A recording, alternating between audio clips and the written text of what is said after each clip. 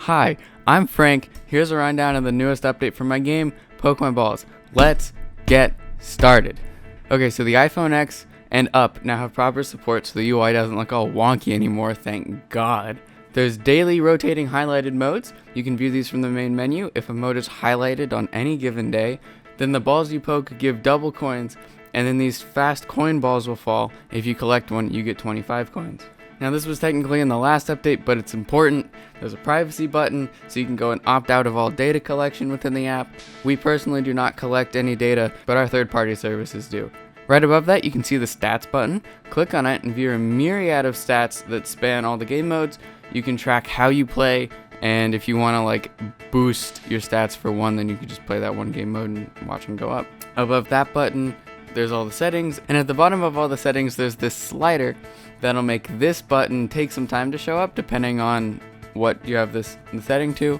That way you don't accidentally start a new game by furiously tapping on the screen trying to hit a ball. Now for some technical stuff. I rewrote the entire game from JavaScript to C# so that I could update the engine. This allows you to listen to music from Spotify or Apple Music or whatever while you play the game. It also allowed me to modularize the game mode system. So if you think of it kind of like a game console and a cartridge, there's one system that interfaces and stores data for each game mode, and each game mode gets selected like a game cartridge, which means I can easily add in new modes if I want to do that.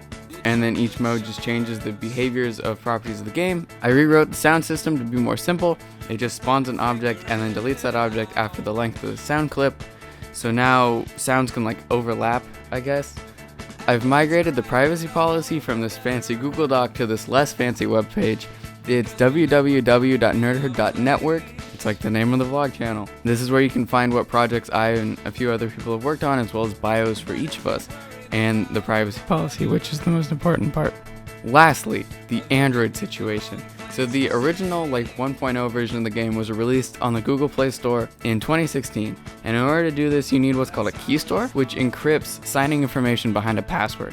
And in order to publish, you need this specific key store file, and I lost that shortly after releasing the game because I swapped from a laptop to a desktop.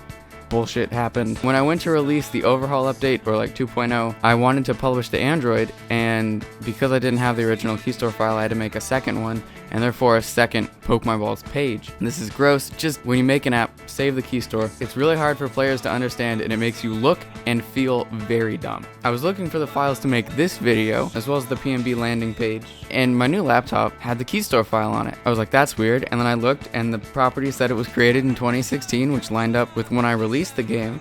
So sure enough, it worked, and it let me upload a new version of the game to the original page.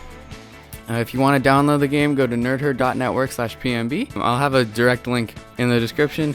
If you want to support the game, leave it a review. That's how it gets promoted in the various algorithms. Also tell your friends. Thanks for watching, and happy poking.